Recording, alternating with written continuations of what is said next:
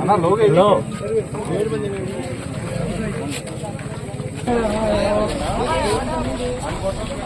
ఏమా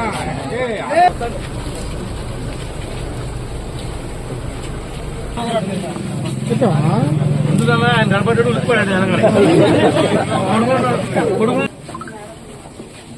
లేకపోతే ఫోన్ చేసి రమ్మన్నాను కదా ఆమె బాధ్యత కదా.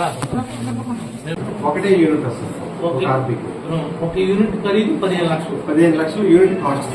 ఆ ఊర్లో ఉన్నటువంటి ఆర్బీకే సెంటర్ ద్వారా ఆ గ్రామంలో ఉన్నటువంటి ఎస్సీ ఎస్టీ బీసీ మైనారిటీకి సంబంధించినటువంటి రైతులకి సర్వీస్ చేయడానికి అందుబాటులో పెట్టడానికి వాళ్ళని ఇప్పుడు ఆధునిక వ్యవసాయ పద్ధతుల్లో మళ్లించడానికి వాళ్ళకు ఉపయోగపడటానికి ఇచ్చినటువంటి వెహికల్స్ ఇవి.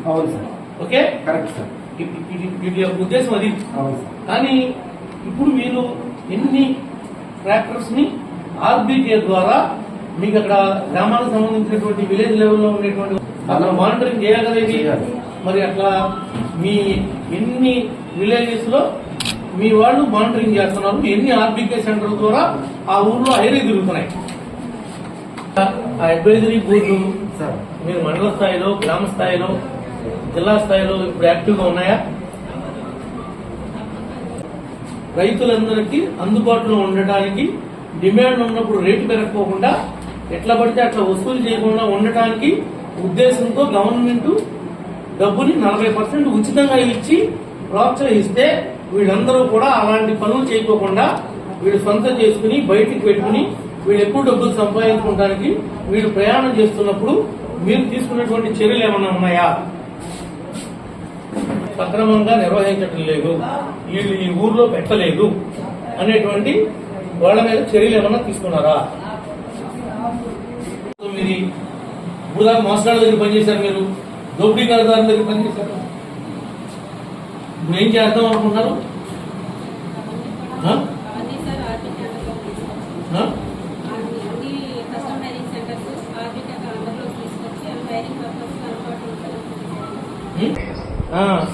మరి మీరు కలెక్టర్ గారి దృష్టిలో కానీ గవర్నమెంట్ దృష్టిలో కానీ పెట్టారా?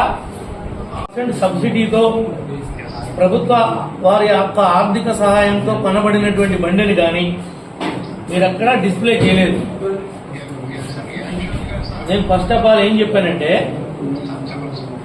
మీ ఏడీఏకి, మీ ఏఓలకి, ఈ గ్రౌండ్ లెవెల్ స్టాఫ్ కి బళ్ళన్నింటిని మండల ఆఫీసుల్లో పెట్టండి.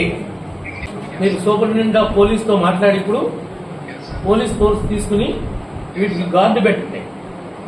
బళ్ళన్నింటినీ ఇప్పుడు పోలీస్ కస్టడీలో పెట్టుకోండి. ఇక్కడే అన్ని బళ్ళు మీ ఏఓలకి, ఏడీలకి క్లియర్ ఇన్స్ట్రక్షన్స్ ఇచ్చి త్రూ కలెక్టర్ డైరెక్షన్ ద్వారా వ్యవహారం చేయండి.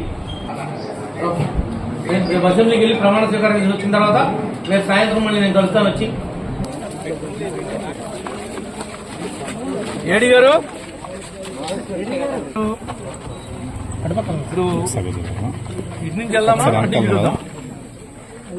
ఈ పేర్లు ఇది భోగాపురం సంబంధించిన బండి. ఈ భోగాపురంలో ఈ బండికి ఏమేమి ఇచ్చాం మనం? హైదరాబాద్ ఓనర్ ఎవరు వచ్చారు ఇక్కడికి?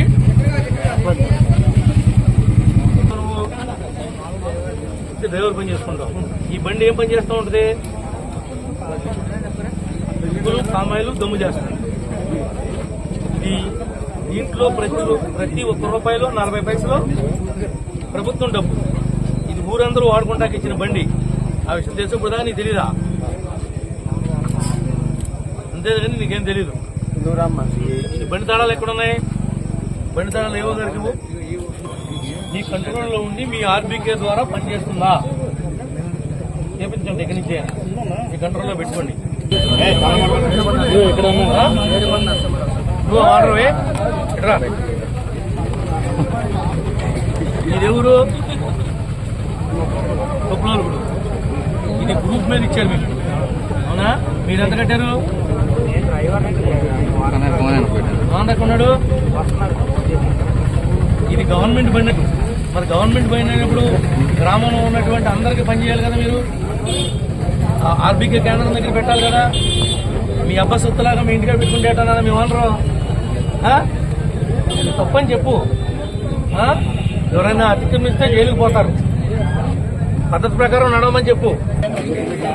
చూడు ఎక్కడ తీసుకుంటే అమ్మైన ధరల కోసం సబ్సిడీ ఇచ్చింది గవర్నమెంట్.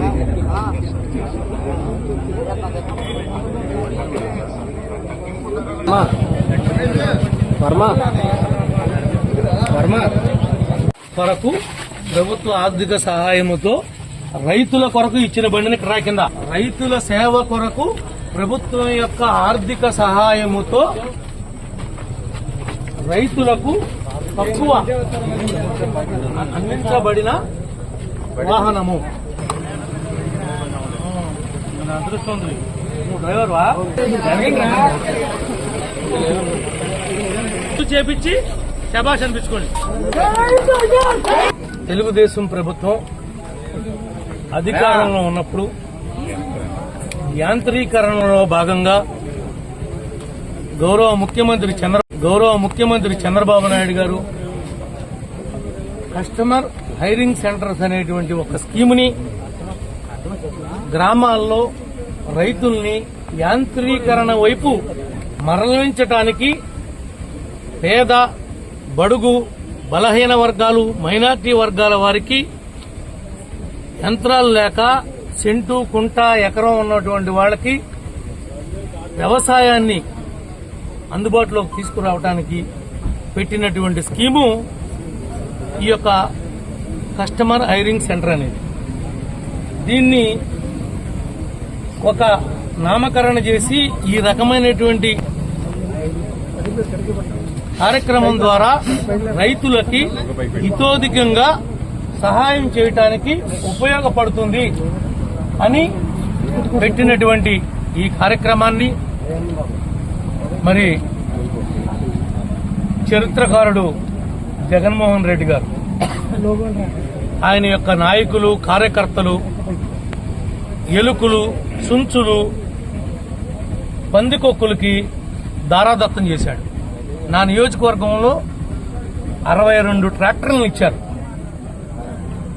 85 గ్రామాలకు గాను 62 గ్రామాల్లో ఈ యొక్క కస్టమర్ హైరింగ్ సెంటర్ల ద్వారా 62 ట్రాక్టర్లు ఇస్తే కేంద్రంలో గాని కస్టమర్ హైరింగ్ సెంటర్లో గాని గ్రామ పంచాయతీ ద్వారా గాని వీళ్ళు ప్రైవేటు పామాయిల్ పలకాలకి కొంతమంది అయితే దీనికి పెద్ద భారీ వాటిని బిగించి ఏపీ ఈపీడీసీఎల్కి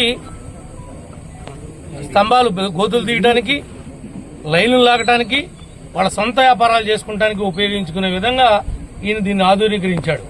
ఇలాంటి యాంత్రీకరణ పరికరాలన్నింటినీ కూడా ప్రతి పరికరానికి కూడా 40% రాష్ట్ర ప్రభుత్వం యొక్క డబ్బు, 50% బ్యాంక్ ఫైనాన్సు, ఆ యొక్క గ్రూప్ యొక్క కాంట్రిబ్యూషన్